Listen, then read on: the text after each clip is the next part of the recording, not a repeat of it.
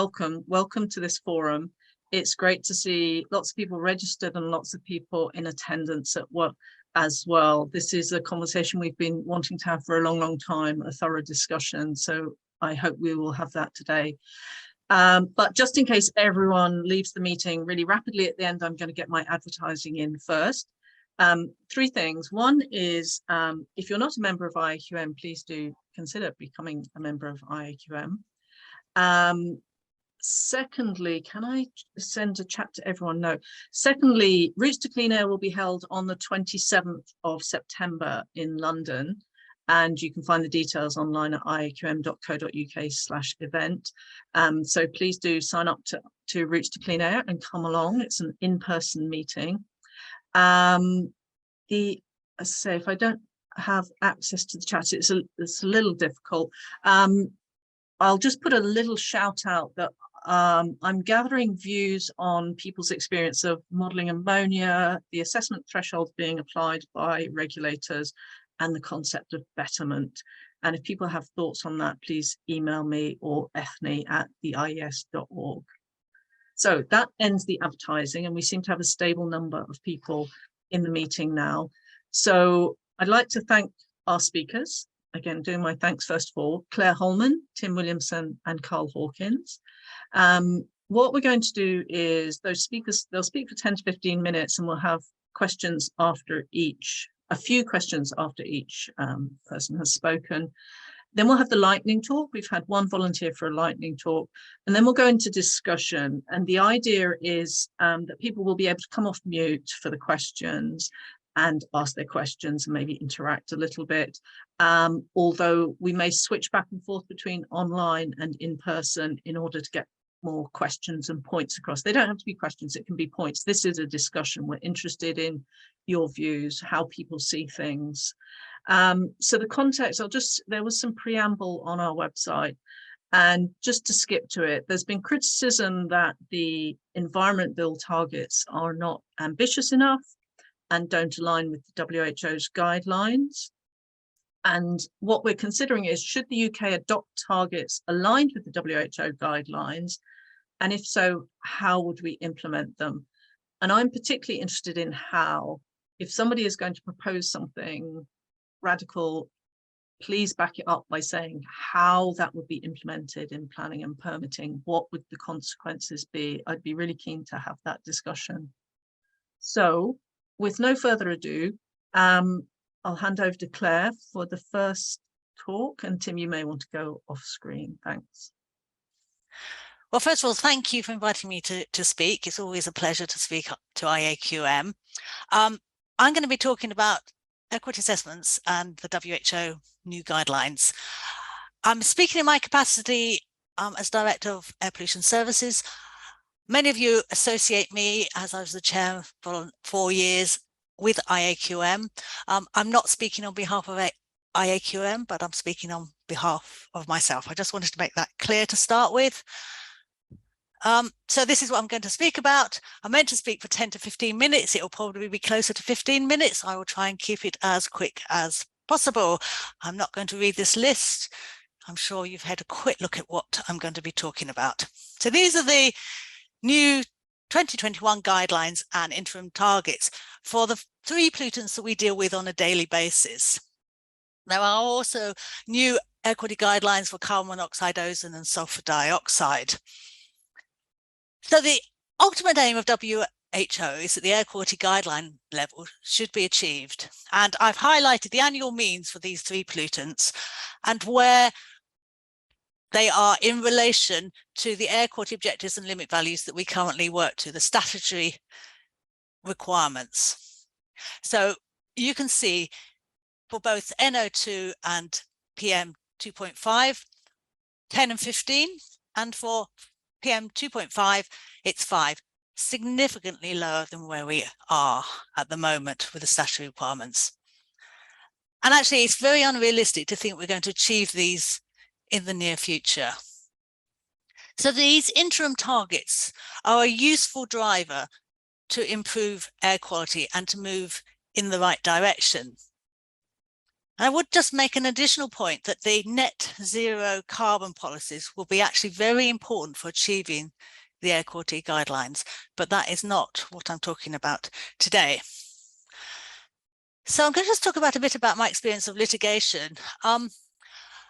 Maybe 10, 15 years ago when I worked for an American company and they were always talking about litigation, and I used to say to them, we don't do litigation in the UK on air quality, but that's not true anymore. There are increasing cases. And just a couple of things here. The Coroner's Court in 2020 used the evidence on WHO guidelines rather than the statutory requirements. So if you look at this is the death certificate here of Ella Abdu Kissi Deborah, and it talks about the WHO guidelines, not about the statutory levels. That, of course, was the 2005 WHO guidelines they were referring to then. And then there was another case recently where it's about a little boy, age 5, who lived near a landfill site. The hydrogen sulfide was causing him ill health. The Environment Agency had regulated the site in relation to their environmental assessment level, but the judge ruled that that environmental assessment level wasn't based on the most recent medical evidence, and that there was, I don't know whether it was a WHO document or some other document that was that the judge felt that the EA should have relied upon. And because that was much lower than the EAL, that the Environment Agency should have done more to protect this little boy. So the question is, will developers and air quality practitioners, people like us, be sued for building or advising developers on residential development in areas of poor air quality in the future? So if we say it's fine to put new exposure in this particular location where we know that the WHO guideline is being exceeded, is there a risk in the future that we might be sued? So that's a question to have in your head as I talk. But I'm really going to talk about air quality assessments. Should they explicitly consider the guidelines and the interim targets? Just a bit of a definition. There's often debate about what the word standards may mean, and we know what the objectives mean, but the standards, if you look at DEFRA's website, they have a different definition of standards to the one that I'm using here. This definition comes from the Air Quality Strategy of 2007. It's a statutory document. The Environment Act of 1995 requires the Secretary of State to produce a strategy, and in that strategy to define what a standard and objective is. Standards are based purely on scientific and medical evidence of the effects, and is the same as an air quality guideline. Objectives take account of economic efficiency, practicality, technical feasibility, and timescales. So an objective is a pragmatic target that politicians in the past have agreed is an acceptable level, taking into account a range of factors. Another just point is that all members of IAQM have to have some idea about their professional ethics. We all sign up to the IES Code of Practice. Rule number 2 says that members shall strive to ensure the enhancement of environmental quality. I read that as a member of IAQM to mean that I should strive to enhance air quality in my work. And rule 3 says we should have full regard for the public interest at all times. So again, something for you to put in the back of your head. Now I'm going to talk about the planning system. The overarching, you will all know about paragraph 8, which is sets out the overarching principles of the planning system, which is about sustainable development. And it defines sustainable development under 3 topics: the environmental objective, the social objective, and the environmental objective. Under the social objective, it's about supporting healthy communities, supporting communities' health, social and cultural well-being. And under the environmental objective, they talk about minimizing pollution. In the rest of the NPPF, there is very little explicitly about health. In terms of air pollution, paragraph 185 talks about planning policies and decisions should ensure new development is appropriate for its location, taking into account likely effects of pollution on health, etc. And PPF paragraph 186 talks about planning policy and decisions should sustain and contribute towards compliance with relevant limit values or national objectives. It also talks about opportunities to improve air quality or mitigate impacts should be identified. So that's sort of a very quick run through of the planning system in relation to air quality and health. These are just some extracts from the London Plan, which was published in March 2021, last year. It's interesting that the London Plan makes no explicit requirement in its policy on air quality to meet an annual mean of for PM 2.5 of 10 microgram cubic meter, even though the London's environment strategy commits the mayor to achieving that by 2030. So I'm not sure whether it's a planning requirement to assess it. It probably is because it's in policy, but it's not explicitly in the planning policy document for London. So recently, Walsall Council have produced an interim position statement on the WHO levels. And I made the point that the 2021 air quality guidelines are exceeded throughout the borough, as they are in most urban areas in the UK. And so this is what they had to say, that these new guidelines present a serious dilemma in terms of technical policy, public protection, and moral considerations when planning development proposals seek to introduce new sensitive receptors in areas of poor air quality, or development that either adds additional air quality burdens or does not promote improvements in air quality. This places our other planning needs in direct conflict with the ethos of environmental and public protection themes, which are, as it is with us as members of IAQM, to promote the improvement of air quality. So what they have decided to do and say in the absence of other government guidance or policy or mandate, they feel that they cannot support new planning development where the national air quality objectives have exceeded. Well, that's in compliance with the NPPF. And in principle, not support developments where the following interim air quality targets are not achieved, or cannot be achieved within a reasonably foreseeable time frame. So this is what they have decided to do. So for PM 2.5, an annual mean of 10 microgram cubic meter, the same as in London. So PM 2.5, PM 10, 30 micrograms a cubic meter. And for NO2, also 30 micrograms a cubic meter. And I would say, I believe the Oxford City Council have already adopted a target value for NO2 of 30 micrograms a cubic meter in the planning system.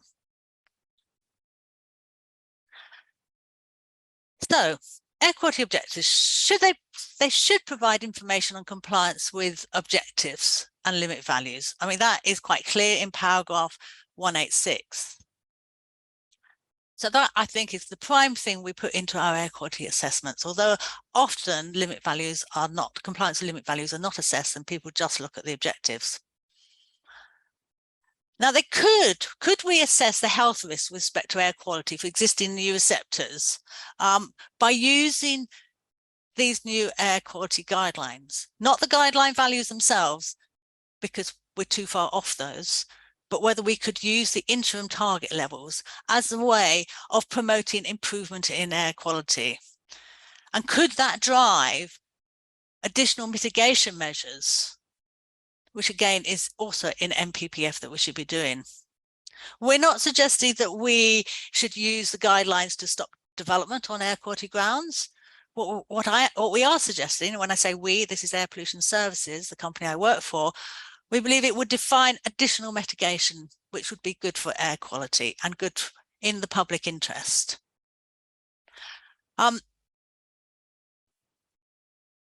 So we think it'd be more similar to the sort of air quality positive policy in the London Plan. And we would use the air quality guidelines interim targets as the benchmark.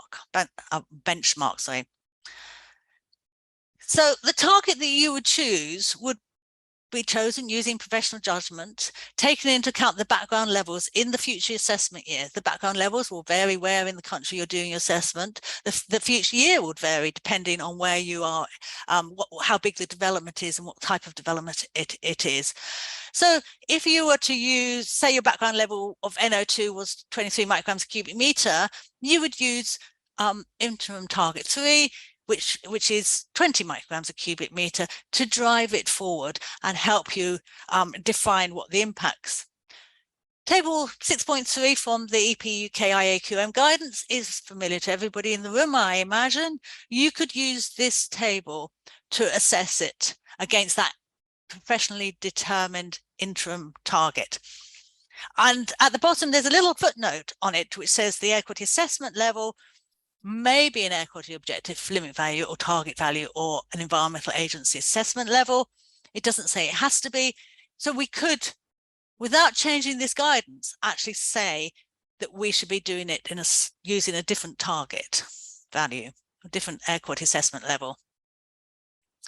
And particularly for new exposure, maybe the use of these interim targets is a way of getting greater opportunities to get clever design implemented within new developments. I think particularly we should consider vulnerable people, such as, if it's a new school, hospitals, GP surgery, etc., whether actually in those cases we should be actually targeting a higher interim target. And one question is, will social housing providers and others, local planning authorities, face future litigation if homes are built knowingly with no mitigation where the WHO air quality guideline values are exceeded? I can envisage that happening in the future. And then I've just put in here London Borough of Hammersmith, the air quality officer there says that homes built where the concentration is greater than 30 micrograms per cubic meter of NO2 must have mechanical ventilation. So that's another example of a local authority adopting their own approach in recognition of the fact that the standards that we have, the regulatory standards we have, are not really protecting health. And then very quickly, I want to talk about the relationship between an air quality assessment and health impact assessment. We don't actually, as air quality consultants, assess health. If it's a big scheme, increasingly environmental statements are now having health impact assessments integrated within them. Sometimes a public health and well-being chapter is put in. So a health impact assessment considers the health benefits and the disbenefits of proposed development. So it's looking at a whole range of determinants of health. This publication from the Institute of Public Health is fairly recent. I think it's 2021. And that is probably the first real, fairly local guidance on making health impact assessment. IAQM are about to produce their own guidance on HIA, specifically HIA within the EIA. And they are hoping to publish that possibly in October of this year. It's noteworthy that IAQM have not been consulted on it, I understand. Christine can confirm that or not, but I don't believe they have been. So there's a typo on here. It does suggest that this document suggests that in HIA that the health acceptability of air quality should be assessed with reference to the statutory air quality limit values for the purpose of health protection, not the WHO air quality guidelines. But it does say it also may be relevant to discuss advisory guidelines. And I think that is where I'm coming from in terms of the approach that I've suggested today. And this is just looking, just a little sort of diagram, looking at what you've got. You've got an air quality assessment area, you look at compliance, you then look at existing receptors and assess against relevant interim targets.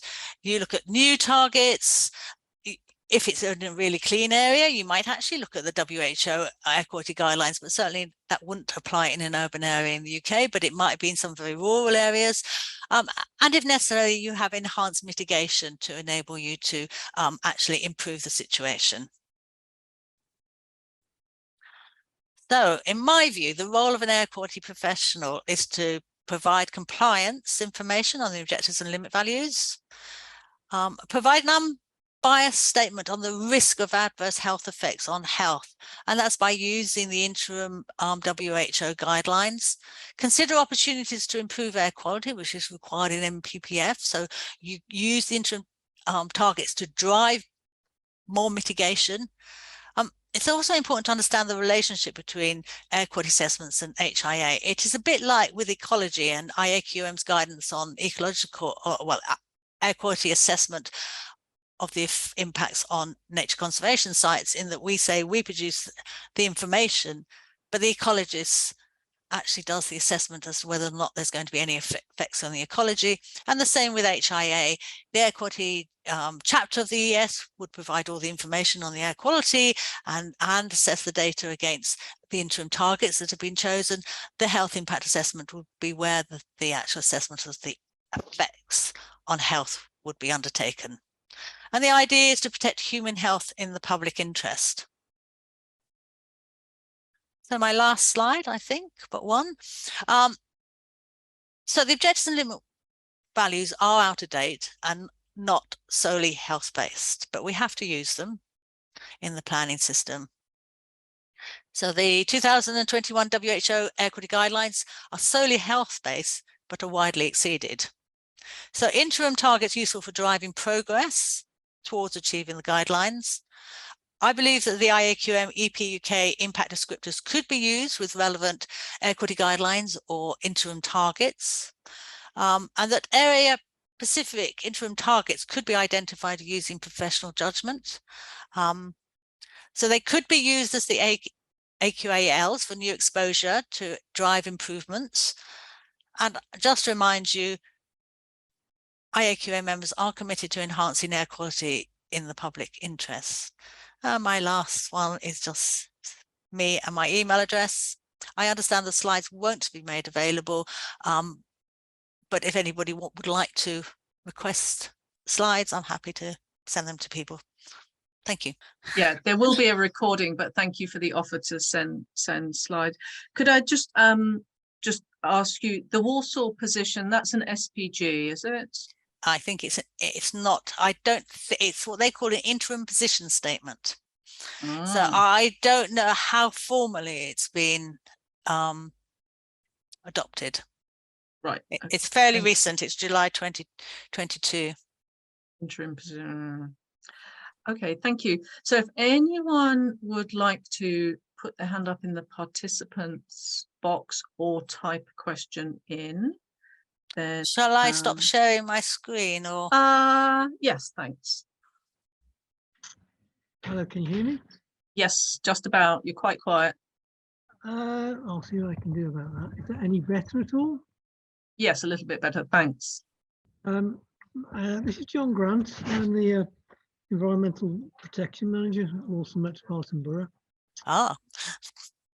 I wrote the interim position statement, and it's with the explicit intention of advising prospective developers and others of how my team will provide consultation comments in regard to any proposed development that comes along and to guide consultants in our expectations. I've taken this further afield because of the organisations within which I sit, including the West Midlands Environmental Protection Group.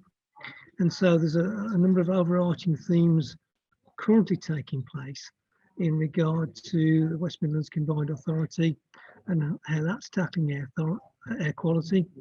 And so consequently, the actual interim position statement has evolved a few times and will continue to evolve pending the release, obviously, as we expect in October this year, of the PM 2.5 target or limit, and what will happen next year with the new National Air Quality Strategy, if it does indeed come about. Because I think, as I recall, we're on version 1.5 of the interim statement at the moment, because we refine it on findings, comments, anything that comes our way. But we are seeing something of a reluctance by the consultancy world to embrace the World Health Organization 2021 guidelines, let alone interim targets. Thank you, John. That was very useful. So it's not, I think that answers Christine's question. It's not actually adopted as a supplementary planning guidance or document. So John, presumably your document hasn't met a legal challenge yet. I just have the feeling it won't stand up to legal challenge currently. The issues are, it's not the corporate policy, it's the consultee or the team's statement as to how we will view proposal and air quality, recognising, of course, that our technical and scientific input has informed by what is tantamount to the most current technical, scientific and medical guidance, namely the World Health Organization guidelines of last year. That's our opinion as to what we do with that, and that can't be taken away from us. So if you've got a demonstrable threshold at which harm is said to occur or adverse impacts upon health, they can then challenge the World Health Organization. Of course, above us is the political regime that determines things such as planning applications. We can inform and advise, but you can't take away from me my opinion. So that's not the corporate stance. It's what I would go into evidence on as a professional, as it were, and consequently, I am repeating in a sense what is already out there for the global community. So the argument's not simply with me, it's with a higher body.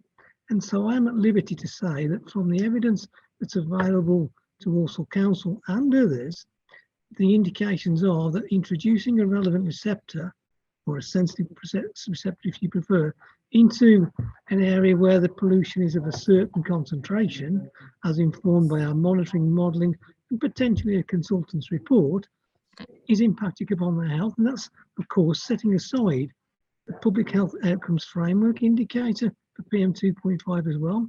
But interestingly, we've been modelling our borough for quite a long time. And the West Midlands Air Project, which has done the whole of the West Midlands, have provided us with their data. They use the same modelling platform, but it's not quite as refined as ours, shall we say. We're seeing that based on our validated model, a lot of the 2.5 values are around 5 micrograms per cubic metre. And we have now available what's called an air quality life assessment tool developed by WM Air to monetize the impacts of air pollutants if they're increased or decreased. And it gives a costing for the NHS, and it also gives breakdowns on extra asthma cases and extra deaths that could be caused by the changes, or lives saved in essence. Now, that's quite a piece of work, and what it does do is for the whole of the West Midlands provide a numerical value for each and every ward as an average form. So we've done the same for our borough, and our data is slightly different. So we want to incorporate that to advise not only planning, but our public health professionals as well. And so this document we have will change, and potentially the first major change could be post-October. But it's a subject of continued refinement. We treat it as dynamic. The laudable intent is there, and we'll stand by that as a consultee for professionals giving advice or attending, for example, any appeal, inquiry, whatever it happens to be, because the evidence has been provided to us. Okay, thank you, John. Thanks, that's really valuable, Claire. I was just going to say, John, that if you have a lot of resistance from the air quality community in terms of your interim position statement, you should remind them that they have to consider public interest and improving air quality as part of their membership of IAQM. Well, I have in the past, because I'm not only, my main specialism is always taken as air quality, but it's not actually. It's acoustics. And so I do both, and contaminated land, I'm afraid. But suffice to say, I've tried in political forums in the past to introduce codes of conduct and ethics, and it's had scant regard. But I mean, at the end of it all, you should report them to IAQM then, because we can take disciplinary action. Yeah. If you think there is obviously there would have to be a serious case, but I don't think you can say it's unethical to comply with DEFRA's standards. No, I think one- it's, but I think what we're saying is unethical is that we're required to seek to improve, enhance environmental quality. Well, one of the things, if challenged, if somebody said to me, for my considered judgment on something, what do I think of the position whereby there's a threshold that's been set, a concentration, if you will, above which there's demonstrable adverse health impacts or harm, and would I live there? I'll say no. And have an informed position, and I can comment on the changes year on year in air pollutant concentrations. I can reference the studies within World Health Organization guidelines, but would I personally choose to live there? No. Now, if that breaks cover into the media, you can imagine the furore that will unfold for those people who are already living in an area when I'm challenging something that seeks to introduce new sensitive or relevant receptors. It's damning in a way. Okay, thank you. We'd better move on. Thank you very much, John. Connor Rusby, the Hammersmith position is really interesting and a step in the right direction. Would this be MHVR with a fully sealed facade? Are you aware of the answer to that, Claire? I would imagine that's what it is, but I'm not aware. I'm just guessing. Okay, thank you. James Ferguson Moore would need progressive clients, developers who would want to accept a more stringent non-statutory assessment level for their planning applications. Yes. And I think John has posed it very interestingly that Warsaw would go and his team would defend their position at a planning inquiry. Sarah Horrocks, you mentioned the ethical position and potential for litigation. You might have to come off mute, Sarah. You mentioned the ethical position and potential for litigation, but we have been in this position since 2005 with WHO guidelines for PM10 and PM2.5. If you're asking that people haven't actually used those in the past, well, of course, they were used in the Ella Kissy Deborah Coroner's Court, the PM 2.5 and the NO2. Well, for NO2 it's the same, but it was the PM 2.5 was different. I just think there seems to be so much greater awareness about air quality. I think there's been a step change because of the Coroner's Court's decision to put air pollution on Ella's death certificate, the first in the UK as far as I know, and I believe it's the first in the world to have it on there. And there's new policy guidance now about local authorities having to inform their public about air quality. So there have been, so after Coroner's inquest and after he'd issued the death certificate, he then had to do something like a future preventable deaths report, and that actually made demands of government at all levels and professional bodies, some of the health bodies, about providing information and a number of other recommendations. And I do see that case seems to filter through to so many people, like people who have nothing to do with air pollution. When I talk about it, people will instantly say, yeah, I know what you're talking about. And I've never in my 40 years had that. When I've talked to people who just know nothing about air pollution, people I meet socially, it's interesting that has really resonated with so many people. And I think that is the beginning of a change. I might be wrong. Thank you. Right, One thank final you. question. Yeah, that's really good. Because Sarah. we need to move on. So Sally House, Claire, you mentioned litigation. Can an individual or consultancy be sued if it's down to the local authority to pass planning permission? Depends on the advice that was given. I suppose you could, a decision is made on the information that's submitted with the planning application, and if the air quality assessment doesn't consider this, I actually think it's extremely unlikely that an air quality practitioner would be sued at the current time. But potentially, depends on what you say. It's always a risk, which is why we have professional indemnity insurance. It could happen. Okay, thank you. That's been a lively discussion to kick off our Good. session. Thanks, Claire. We'll move on to Carl Hawkins. Hi, Carl. Would you like to share your screen? Thanks very much. Great.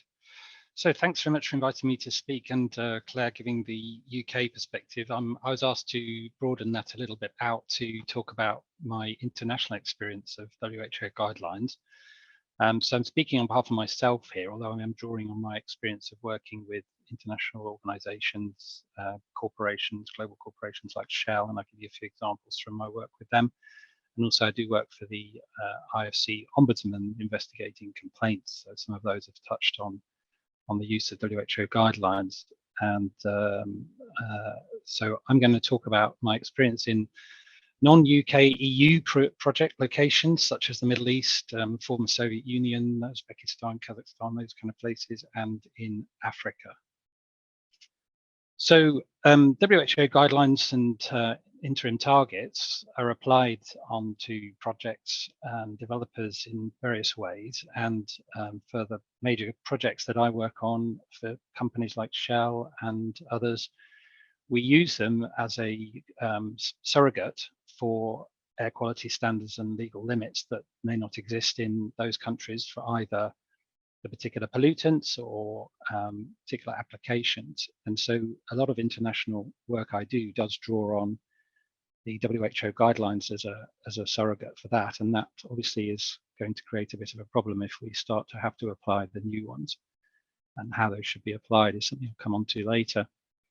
From my work with Shell, which has now been for 20 odd years, Shell has its own internal management system, and they use various international publications like WHO guidelines to set standards within that projects must adhere to. And I'll give you some more details on that in the next slide. And of course, lots of projects require funding, and those can be commercial banks or equator banks or development banks like the World Bank IFC group, and they also have their own interpretation of publications like the WHO guidelines and whether they should be applied to their projects when developers are doing environmental impact assessments.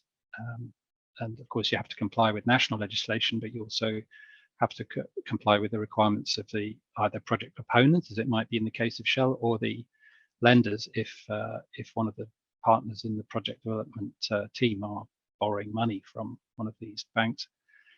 And specifically in the case of IFC, they make reference to the 2007 WHO, in their 2007 publication, they make direct reference to the WHO guidelines, and they use those to define what they call a degraded airshed or an area of poor air quality. And in an area of poor air quality, they have a whole set of different emission limits for certain types of equipment. So if you are then going to define more areas as being degraded or poor air quality, then you are going to have more projects which have to apply these even tougher emission standards, which obviously comes with a cost, and in some cases may not allow you to move forward with the project. But of course, as Claire mentioned, our responsibility is to try to improve the health and air quality of exposed individuals and ecosystems. And so it's a bit of a help for us to have these tougher standards to try and force that through. So the next slide, I just want to give you some experience that I have from working with Shell to tell you how these WHO guidelines are actually applied. So Shell has an internal management system for the management of health, safety, security, environment, and social performance, and that is called the control framework. And that requires environmental impact assessments to be done for category A and B projects, which are the larger types of projects that we quite often have to do EIAs for in the UK, refineries, airports, those kind of things, pipelines, etc.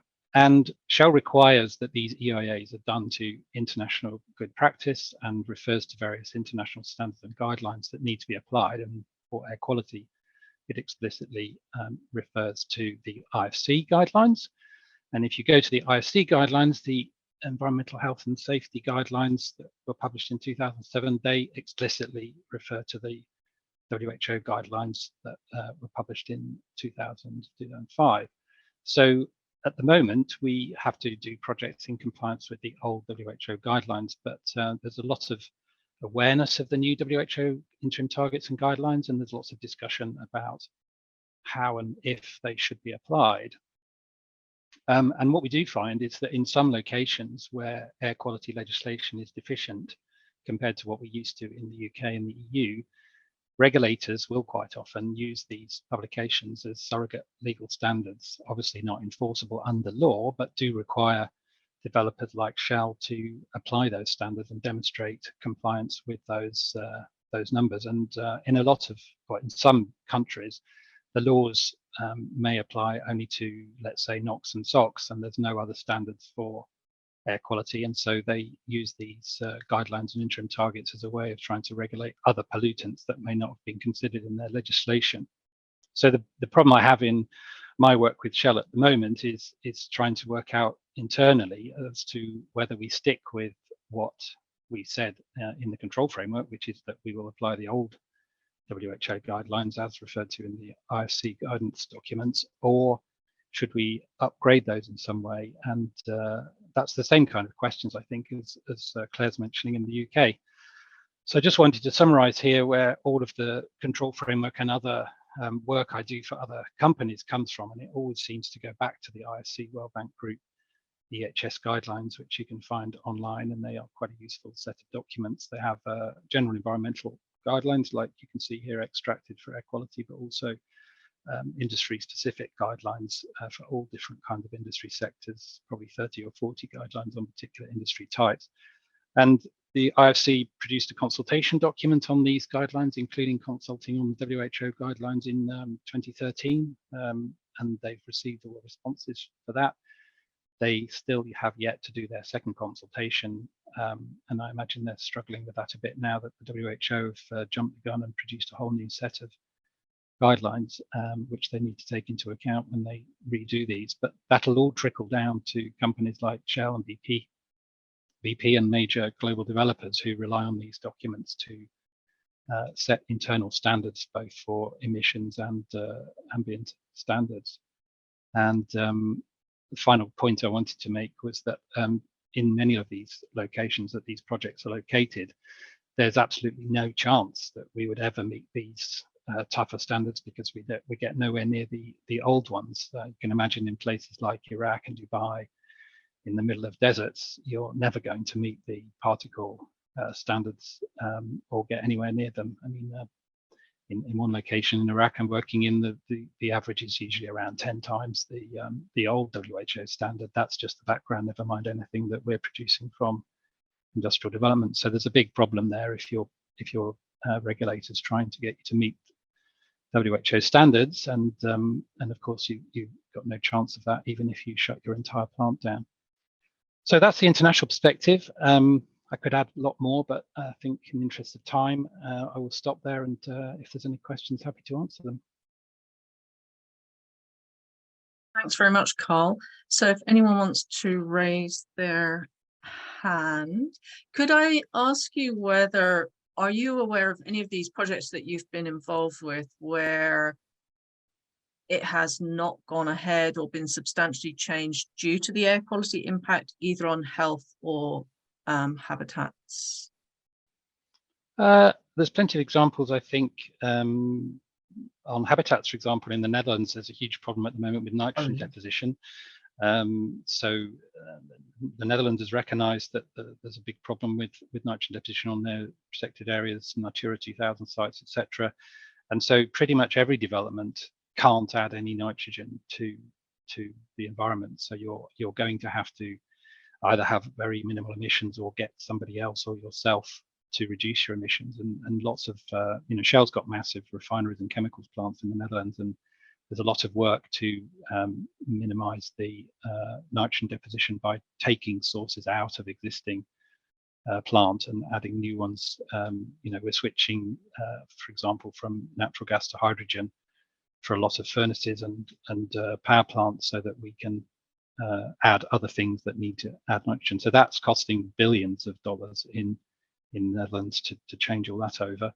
And plenty of examples where you change the design, and we all know the tricks of trying to improve reduce the impact from plant, raising the stack height or fixing post-combustion control like selective catalytic reduction, or pre-combustion control like dry low NOx burners, etc., to have that. And these standards are the things that drive that, because there are plenty of examples where these don't get applied, and there's no national legislation to drive you to do anything. And then, you know, somebody builds a power plant with open cycle operation with no dry locks and no low NOx burners, and that's all okay with everyone. If the developer themselves don't worry about it either, then that's what's happened. And they've worked on projects where that is the case. And actually, some of my work with the IFC Ombudsman is for those kind of projects where people who have been affected by those emissions and can demonstrate with WHO, etc., that their health may well be affected by these plants that aren't designed to be as good as they might have to be in places like the UK and EU, that you can demonstrate that the developer hasn't done the best they can for minimizing environmental impact. That's a very interesting point. Thanks. We've got one question and then we'll move on. Question from Sarah Horrocks. In cases like the Middle East, where, as you say, existing natural PM far exceeds WHO guidelines, should the focus be on emissions, e.g. no net increase, rather than compliance with ambient standards? Yeah, it's a good point. And you know, the IFC has this guidance that, you know, in the absence of anything else, you shouldn't contribute more than 25% of a criterion of assessment. So that is the strongest I've found to help with that question, Sarah, in that you can do the modelling and you can show that you're only going to have 25% of the standard, but the standard's already, the existing equality is already 10 times above. And that might be a way of showing that you have minimal impact, but I wouldn't say 25% increase is minimal. And I would definitely try to persuade the project that they should do better. But you're right. I mean, you don't want to make a bad situation worse. And the way that the IFC expects you to apply the degraded airshed principles is that you shouldn't make a bad situation worse. And it says that in a degraded airshed, your impact should be negligible, which, you know, to my mind is at the most a few percentage of the standard rather than 25%. Thanks very much. Thanks. So we'll go on to our third and final speaker before the lightning presentation. So Tim Williamson, if you'd like to share your screen. Apologies for that. So WHO guidelines, are they fit for policy? Of course, whenever you ask a question in a headline, the answer is no. I will skip through the corporate slide, even though my MD is on the call. Just very quickly, my background. I'm a professional darts player. No, I'm not a professional darts player. I just wanted to raise this to illustrate the fact there was a lot of discussion around the function and purpose of air quality targets when the EU Air Quality Directive was being put together. I was part of that as both as an NGO representative and as a representative of UK government. I don't think the solution was perfect, but it was at least an attempt to get towards something which represents, or more closely represents, health effects and gets a better health outcome. The limit value was always intended as backstop, which I think we've collectively forgotten. Of course, the exam question here is, should the guidelines be adopted as UK air quality targets? I think it's useful just to touch on the purpose of policy targets, and this is not air quality, it's not even environmental, it's all policy targets. They serve multiple purposes. So they can be an endpoint, so where you're trying to get to with a policy, a benchmark to assess activities, and that very much relates to things like development control. So when you take how you assess an activity with regard to its environment. They can show you a measure of progress. They can be a way of holding authorities to account because you're not making progress. They can be a trigger for action. And I guess the air quality objectives are that for air quality management areas. Or more cynically, they can be a way of deflecting or postponing action. And I think that's an accusation that's been levelled with some justification at LAQM, where we spend a lot of time evaluating and measuring and assessing when in fact the action is fairly obvious as to what should be done. So there can sometimes targets can get in the way of action. But they can focus your attention, they can focus policy effort onto a particular area. And they're often used as a demonstration of ambition, and sometimes used as a demonstration of ambition in the absence of actually how you're going to achieve it. I think the immigration target that's set by the Cameron government was a perfect example of that, a target which was essentially unachievable with no plan for actually how you're going to get towards it. And I think we see some of that in some of the net zero declarations by various local authorities across the country, where they don't stand a snowball's chance of actually achieving it, but they use it as a way of demonstrating ambition, a way of showing that they take climate change very, very seriously, which is a good thing. All targets, however, are a surrogate for an outcome or an effect. When you set a policy target, what you're not doing is saying the target is the problem. So the problem with air quality is its effect on human health and its effect on the environment. We use concentrations as a surrogate for that, or emissions even as a surrogate for that. So when you're trying to, I think that's a really important point to note. A lot of these are contradictory. I don't think any one target can fulfill them all. They're all useful functions, apart from getting in the way of action. But we need to be sure about what we're actually looking for. There are, however, a couple of features of policy targets, which again are fairly common across them all. And the first is that once you set a target, your policy aim is to meet the target. As I said, policy targets are always a surrogate for something. But if your policy is to meet the target, you're not necessarily addressing the issue which the target represents. I'll give you 3 examples here. NHS waiting lists are meant to represent the responsiveness of the service, how quickly that it can respond to either general or specific conditions. But I think there's enough anecdotal evidence, certainly, that patients are often then not referred to avoid them going onto the waiting list, which actually means you degrade the service rather than improving it. Likewise, school league tables are meant to show the quality of education, to provide some sort of competition to improve the quality of education. But again, there have been multiple instances where the focus is then on the marginal case, the middling students, who can just get over the line and they improve your league table. More importantly, those at the bottom, those in greater need of educational support, are often then neglected because they're not going to get over the line. So again, you're degrading the quality of education for quite a lot of people by having something which is supposed to show the quality of education. We also know that air quality concentration targets are meant to represent health effects, but really the focus is then on marginal compliance areas. And I know of a number of cities in member states and also EU member states where monitors are reclassified or moved to show compliance. All you're doing really is gaming the system. I was approached by a number of, when I was representing the UK government, I was approached by a number of representatives of other governments who thought that the UK's reporting of monitored exceedances was absolutely insane because it made the situation look worse in the UK. But actually it was a better representation of what air quality was actually looking like. The stricter your enforcement system, the greater incentive there is to game the system, and particularly where you can't control the outcome. And we know that controlling air quality is extremely difficult.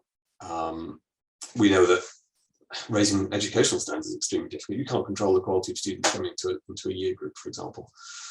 And so the more difficult it is to achieve that compliance, the greater the incentive is then to game the system and achieve compliance without addressing the main issue at all. So why do we have air quality targets at a national level? Certainly. They are intended to be a surrogate for effects, so human and environmental health effects, and as a threshold for action. We know, though, that effects occur at levels below those targets, so they aren't a perfect surrogate for effects. We also know that the simple concentration figures simply can't reflect the complexity of the health evidence. The evidence is very complex. The regulatory system is also very complex, but not nearly as complex as the health evidence. Linking actions to outcomes, so the concentrations or health impacts, is extremely difficult in reality.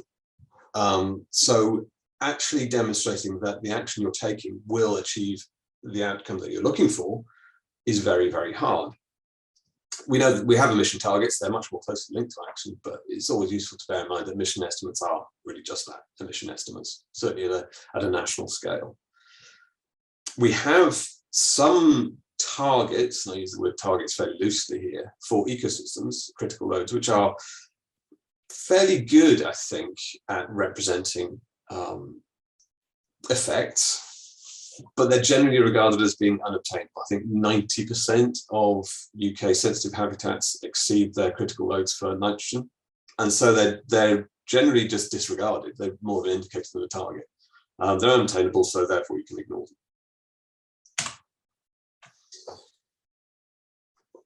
So should we adopt the WHO guidelines as policy targets? Well, the WHO themselves are pretty clear that the guidelines aren't intended to be legally binding. They're not a cut and paste. You don't just take them and stick them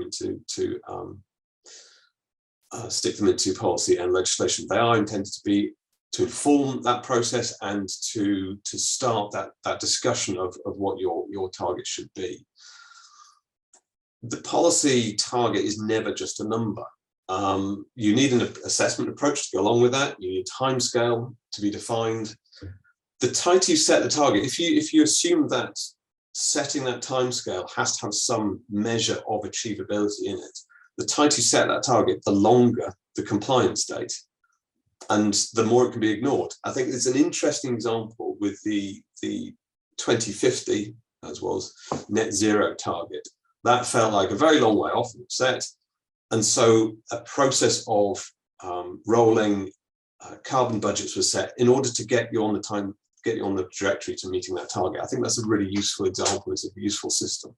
Just having a long-term target in itself means that action will be put off. And we've seen that numerous times, certainly in the air quality world. Achieving the guidelines won't achieve the greatest benefit. We know that there are many geographical locations in the country where you can already achieve the WHO targets, guidelines, sorry. But I think virtually the whole of the Southeast England would not be able to achieve it, which means that all your policy investment is then in the wealthiest and already best served part of the country. And you're only benefiting the health of the people in that area, not in those areas where you're already achieving. It's the argument around limit values. I mean, there's a lot more detail to it than that, but the difficulty with limit values is they tend to focus on smaller and smaller areas of compliance, not on population exposure, which is where the greatest health benefit and disbenefit is. Ultimately, a lack of achievability of the targets would undermine the case for air quality in government. No minister is going to stand up and say, I'm going to set a target that we can nearly sort of meet in most areas. They simply won't put their names to it. There won't be any investment. If you set your targets too tightly, you could be undermining the case for action. But that's not to say that the WHO guidelines don't have a purpose in policy. They do, definitely they do. They provide a clear evidence-based messages that air quality isn't done. The current 25-year environment plan, DEFRA's 25-year environment plan, essentially defines clean air as meeting legislative targets. Well, that's clearly not the case, particularly where we have this excellent evidence base that shows there's health evidence below the current targets. They do provide this long-term aim, but they need to be achieved. They need to be achievable interim targets to drive policy. Yeah, as I said before, the previous attempt to have a population exposure reduction target in the ambient air quality directive, I don't think was successful. I think it was a valiant attempt, but I don't think it was successful. So it will be interesting to see how DEFRA approach their new targets when they are finalised. They offer a start point. The WHO guidelines offer a start point for policy. They're not the complete package by any means. We need something that provides the greatest health benefit in the most efficient way, and a simple concentration value does not do that. They also if you set air quality targets in isolation from other policy areas, again, you're kind of setting yourself up for failure. They need to take account of things like net zero, public health, biodiversity protection. I think there are concepts within those other areas which could be used for generating greater air quality benefit. I think the carbon budgets approach is a really interesting one. And I think there are other approaches to public health that could be drawn into the air quality targets in a much more effective way. And we just need to be aware that every policy has perverse outcomes and unintended consequences. And what we don't want to do is have a set of targets that drive those. We need to design those out from the beginning. So ultimately, are they fit for policy targets? No, but they're really helpful in helping to set those policy targets. Thank you. Thanks. Thank you very much, Tim. Let's take some questions. And you've made some very, very interesting points, and interesting that long-term targets such as a 15-year target in the Environment Bill corresponds to action postponed. Absolutely. In the long run, we're all dead, as they say in economics. You drew an interesting parallel with impact on habitats. However, as Carl mentioned, he mentioned the situation in the Netherlands, which is in fact the experience of some of us here in the UK at the moment, that if planning permission is applied for and the impact on a habitat is greater than 1%, then even if the net impact is a reduction in impact, that's rejected. And so I'm quite interested in how, if we set tighter limits, how do we avoid that situation where improvements aren't permitted because of the magnitude of the increase? I think the reference I was making was to national policy, where critical loads exceedances don't have a huge amount of traction. In fact, any traction. The ammonia one is being enforced very strictly. I think one of the things that's come out of the discussion today is there's an interesting point around the way that we use targets. And this was one of the issues that was brought up when we talked about population exposure reduction for the Ambient Air Quality Directive, is that one of the things that limit values do, or air quality objectives or whatever, is it gives you a really simple way of saying, yes, you can have this, no, you can't. You know, that's kind of policy, planning decision thing, which you don't get with a population exposure reduction target. I think the way in which, well, I'm not going to comment actually on the way in which ecosystem targets are applied for planning decisions. I think a very progressive approach is the one being adopted by GLA with regard to air quality positive. I think that whole continuous improvement approach is I think a more intelligent response to the challenge of how you improve air quality, rather than just simply setting a binary yes, no, on, off limit value type approach. Yeah, thanks very much. Thank you. I think, thanks very much, Tim. If there are no questions at this point, then we will invite Christine, what about the guy who asked a question of me, then I put it on to Tim, which was about air quality management areas, but I cannot remember the exact. Will having the WHO guidelines mean that we have to trigger air quality management areas at tighter levels? Well, it depends whether the air quality objectives will change. And I think another question to Claire pointed out that we've had tighter WHO guidelines, or tighter than the air quality objectives or the limit values, for a very long time before the guidelines were updated.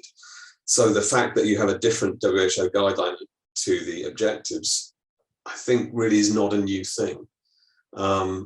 If the objectives are tightened, and if they are then carried through to IAQM and that the IAQM system doesn't change, then yes, you will be declaring air quality management areas at concentrations where you wouldn't currently declare them. But that hasn't happened yet. Okay, thank you. Thanks very much, Tim. So we'll move to we've got one lightning presentation from Michael Bull. So Michael, if you'd like to share your slide, if you have one. How about that? Yes, yeah, that's great. Okay, thank you. So this is a lightning presentation, hopefully not too lightning though. So I thought I'd take a different view or a different approach to this question and ask whether we as a group are an appropriate body to do this, to answer this question, which might seem a surprising response to take. But Warren Buffett once said that you don't ask a barber whether you need a haircut. And that is basically, are we realistically an objective group to take the decisions on whether a standard like this should be made? In Christine's introduction, she said she would be really interested to hear from people on what the consequences of adopting these targets would be. And that hasn't been done in any of these presentations, as far as I can see. We have to recognize we're not realistically objective with our views. Most of us in this presentation will have an economic interest in the topic and actually would see improving air quality as a threat to our income. And having more stringent air quality standards have a direct economic benefit to us. You may sneer at that, but I have actually had that conversation with a number of more junior consultants worried about their future, that they see that the improvements in recent air quality will mean that their jobs are no longer required in the future. As Christine alluded, this debate has rarely mentioned what measures need to be taken to meet these new targets and how they will affect the public's lives. We don't acknowledge this. We have to look at how that kind of scientific advice is received, and the pandemic provides us with a great opportunity to see how badly this advice can go down with the public. The advice was provided assuming that the public had a knowledge deficit they were preached to, and the press reaction was harsh. You look at the press reaction on COVID here, here's a few examples of what came out. Essentially, scientific modeling was not believed because the people were not involved with the process and they didn't like the outcomes of what the decision of what the scientific modeling was requiring them to do. As scientists, our primary role is to provide information.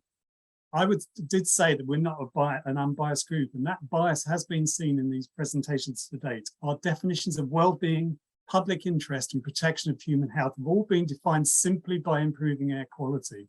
There are far more other aspects that go into that, and changing people's lives in other ways could have other unforeseen consequences on their quality of life. Information that we provide has to include the consequences of adopting those new targets, but importantly, it's for the community as a whole to determine whether they wish to adopt air quality standards with the resulting consequences on their lifestyle. It's not for a group of experts to do that.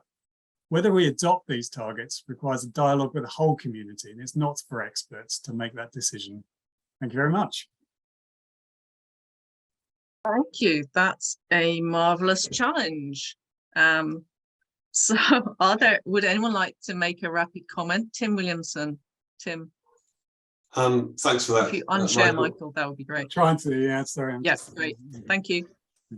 Thanks, Michael. That was much needed challenge. And if you have a system whereby you cannot build decent housing for people, you can't build hospitals, you can't build schools because the planning system says you're introducing new receptors into an area, then how does that serve public interest and public health? I think, yes, we need to take a much more rounded view of where air quality sits within the total public health system. And simply slavishly meeting ever tighter limit values is not the answer. I'll also say that there's a general truism that once you set up a bureaucracy for dealing with a social problem, you never actually solve the problem, you simply redefine it. So you can reassure your more junior colleagues on that front. Thanks, Michael. Could you unshare your screen if you're able? Really, hang on. I can't see how I can do that. Hang on, meeting controls. Luckily, you're not showing anything terribly revealing. So we're drop off. the... I'll drop off and I'll drop on back on. Hang on. We're into open discussion, and I'll just say, by the by, during COVID, when people were presenting the results of modelling, I did kind of groan inwardly and hope that they were considering the uncertainty in the results. So we've got a couple let me just do a quick check if there are hands up. Right, okay, we'll go to Stephen Dewar first of all. Stephen, would you like to come off mute? Stephen Dewar. Hello. Yeah. Great. Yep, we can hear you. Yeah. Ben Chetton. So yeah, thanks, Steve Dewar from Coventry City Council Environmental Protection. Basically, with a large contribution coming from Europe of PM particulate matter from well, what we get kind of background levels in terms of agriculture, you know, even sea contributions from sea salt and things that are coming into the country. With that being quite a large percentage, with the forthcoming lower PM targets, a lot of the PM that's produced locally is the minority rather than the majority. So how do you see it working in terms of the future PM targets when there's so much of the contributions to the source which are outside of our control? Tim? Thanks, Stephen. Tim? Yeah, it's a really, really valid point with regard to PM 2.5. I think an emissions reduction approach is I think the one that will have to be adopted at a local level. What that means, though, is you need better information on emissions. The number of local emission inventories around is pretty small. But yeah, I don't think you can require local authorities to meet a stringent concentration value when, as you say, secondary PM, be it from continental Europe or from other parts of the UK, makes up such a large proportion. You need to be able to link actions to outcomes. And so an emissions reduction approach, I think, would be the way to go. Okay, thanks. And so you mean the emissions reduction in terms of commercial combustion processes, industrial, but domestic as well? I think all sources, yeah, all sources where there are available actions, and then that's another question, isn't it? What actions are available? Should more actions be available? I think the answer is yes. Yeah. But yeah, let's not restrict it to traffic. That's not going to be the major issue in the future, I don't think. And presumably, Tim, you mean sorry to butt in, Stephen. You mean certainly national emissions reduction and even regional emissions reduction. And local, yeah. Yeah. Yeah, that does make sense. Yeah, like you say, with it not being, we don't want it to be purely focused on traffic. In Coventry, we're doing well towards a lot of NO2 targets, but unfortunately not so well in the growth of PM contributions from domestic wood burners and the numbers of electric vehicles as they grow. So we've got those challenges to come as well. So thank you. Thanks for that. Thanks very much. Next, Chetton. Chetton lad. Yep. Am I unmuted? Yep. Yes. Good.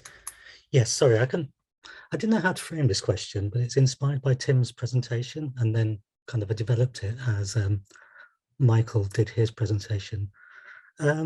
Just wondering, what would an equitable quality of life target look like? And is it a realistic thing to have? I don't know if Michael's back online yet. Yes, I am. Yeah. Do you have views? Yeah, so I should come on to that. So if you adopted the model of public communications and decision making that I was advocating, which is essentially a dialogue model, it essentially would be for the community to determine that. I don't think it would be for them to determine what balance they would like between an environmental target and their other aspects of their life. This is why, and as Christine pointed out quite strongly at the beginning, this debate so far has only really concentrated on the targets themselves. It's not concentrated on the actions. So that would be needed to do that. I think people need to recognize what those actions are to make that decision and then determine what their quality of life, where they would pitch their quality of life. Eton, what's your view? I don't have one. It was more of an open question. I was very interested that something that came up in Tim's talk, just because of the distribution of PM 2.5 concentrations in the UK. It means that you just have a focus on the most wealthiest part of the country. So I just find it interesting that that's not really that equitable in a sense from an economic point of view. So should there be a different focus depending on the other quality of life issues in the region, basically in different regions across the country? Tim? Thanks, Cheltenham. Tim? So there's a concept within public health, and one of my colleagues will be able to say what it is, because it's quite a complex set of words that I can't remember it. Essentially what it means is you look to provide the same level of protection everywhere, but you focus your resources to where they're most needed. And I think there's plenty of evidence that shows that where they're most needed is not just about concentrations, it's about who is exposed and where they're exposed. Be that people who are more susceptible to the effects of air pollution, or those who are more vulnerable. For example, the link between disadvantaged communities and higher levels of air quality, again, it's been pointed out numerous times. So having a system that is more distributed towards need rather than a, let's face it, slightly abstract environmental indicator, I think needs to be explored. How that works in practice, I don't know. I don't have the answer, but I think we need to be a little bit more exploratory in the way that we define our environmental goals. Thanks very much. Thanks, Chetan. So I've got three questioners lined up. John, Grant, then Matt, and then Sarah Horrocks. John? I should say question or comment. This is a discussion, so feel free to make comments. It was just going back on the short presentation there, and the thing that struck me about some of the idealistic approaches is, how do you reconcile everything at the end of the day with the burden and the impact on the healthcare system, irrespective of how laudable a particular approach may well be, about whether you're looking at emission reductions approach and exposure reductions and all of these sorts of things. But at the end of it all is that health impact. And as the Audit Commissioner focused on in the past, the cost that had in effect on the NHS and what that does to all the umbrella services beneath it. I think certainly anything needs to take stock of that. I've no doubt it's something that would probably interest the Treasury as well. So I'm just interested how that dovetails into the utopian goal that we possibly see. I don't know if anyone wants to comment on that.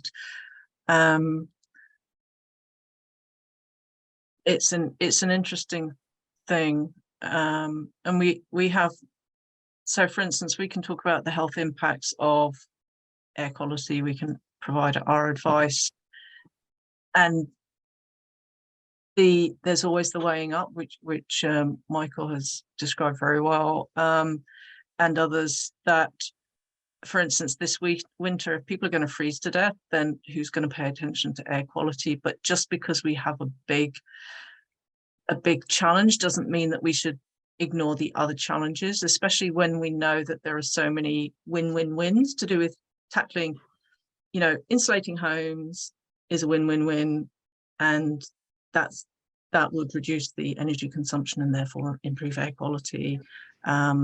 So there are many health impacts we could consider, and just because there's a bigger one doesn't mean that we should not pay attention to these temporarily lesser. Sorry, John. Let me just say though, I think once you get above the technical and scientific levels, of course, you're into an arena whereby in a political dimension, it's a case of what's affordable, or what's deemed to be an acceptably affordable risk. And if you think back at some of the 1980s air quality guidelines for Europe and things such as that, when you used to work on the basis of known carcinogens and the excess risk appraisal, for example, 1 in 10,000 people at a certain exposure concentration would be at risk of developing cancer. And these were sort of developed into various standards, as it were, for occupational purposes and such like. So yes, there might be an adverse effect. The zero effect isn't attainable. So somewhere along the line, there's a cost element and what's deemed to be acceptable. And that includes what is acceptable. And there's a morality angle on this in terms of people becoming ill and potentially ultimately dying as the burden. Yeah, yes, thanks, John. Matt Ossen Ireland.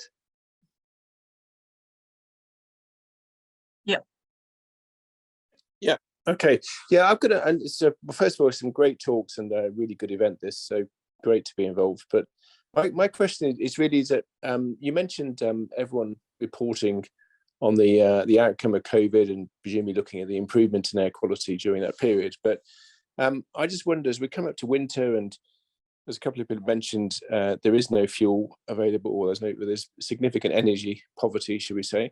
And I think there's going to be lots of people scrabbling around looking to burn whatever they can in any resemblance of fireplace they might have at home, which obviously can have a huge PM 2.5 impact, as well as presumably lots of calls for the fire brigade and so on.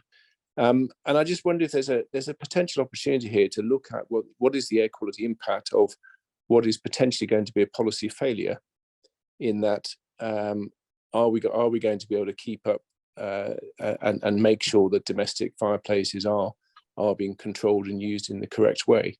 I don't think we would be able to do that. So I just think there's going to be some interesting information which will come out of the winter regard to that, which could end up reinforcing the need for maybe additional powers to enforce existing regulations. You're muted. You're on mute, Christine. That's a great point, Matt. The risk of people using unconventional fuels, or little whatever camping stoves inside, or open oil heaters indoors, is really shocking. It's a shocking prospect. Thanks, Matt. So we'll move on to Sarah, then Gordon. So Sarah Horrocks.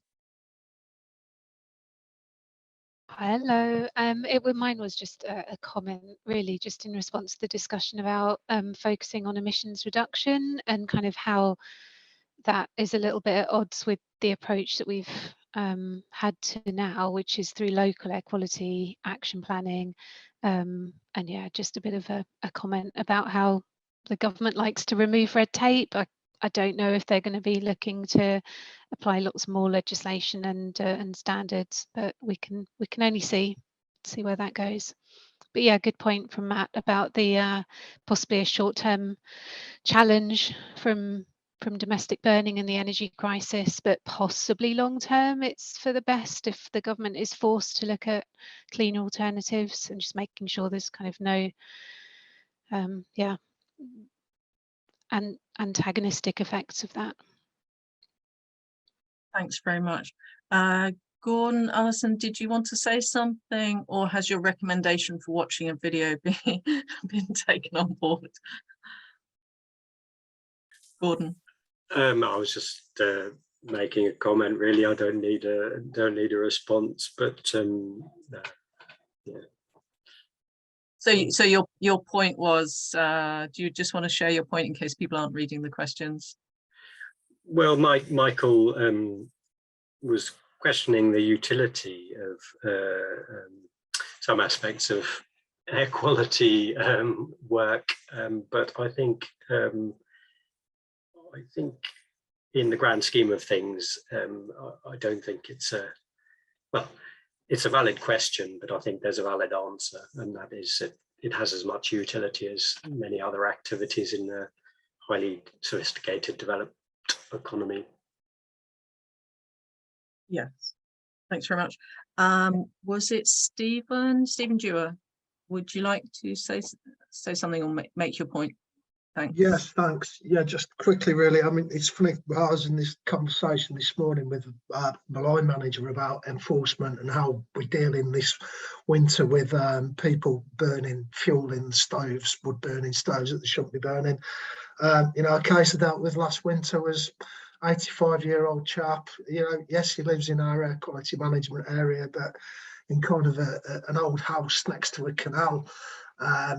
It was affecting some people who live nearby, but you know, if we have issues with him again this year, we will have to take a pragmatic approach in terms of we can't look at going and we can't take an 85-year-old bloke to court who's trying to keep warm through the winter months, because that's just not a case that you're just going to take. You know, we have a role in public health and environmental health, which is protecting people, and you know, we're not an emergency service in terms of keeping them alive, but we can't be going around telling people just to stop burning if they've got no other option. So I think we're going to be in a really tricky position, but we're going to have to be pragmatic about it, really. But we can't afford to let the balance tip so that those sort of appliances are not, you know, causing adverse effects of health on other people. It's going to be probably quite difficult.